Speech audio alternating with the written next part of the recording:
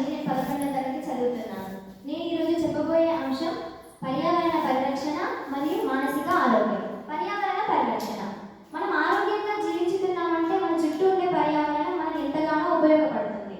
అసలు పర్యావరణం అంటే ఏంటి?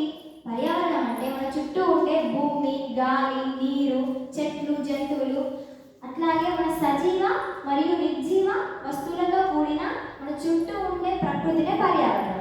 మరి మన పర్యావరణాన్ని ఎలా రక్షించుకోవాలంటే చెట్లను నాటడం, వాటిని సంరక్షించుకోవడం, పునరుత్పాదక ఇంధనాలను మాత్రమే ఉపయోగించడం, నీటిని పొదుపుగా వాడుకోవడం, మరియు మనమే కాకుండా మన వ్యక్తిగత చర్యలే కాకుండా ప్రభుత్వం కూడా కొన్ని చర్యలు తీసుకోవాలి. అవేంటి అంటే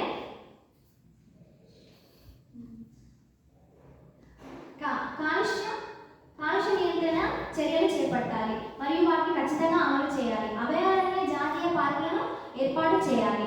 వాతావరణ మార్పులలో ఏర్పడే మార్పులను ఎదుర్కోవాలి. అట్లా ప్రజలందరికీ పర్యావరణం గురించి అవగాహన కల్పించాలి. పర్యావరణాన్ని కాపాడుకోవడం మన ప్రభుత్వం ఒక బాధ్యతనే కాదు, మనందరి కర్తవ్యం కూడా.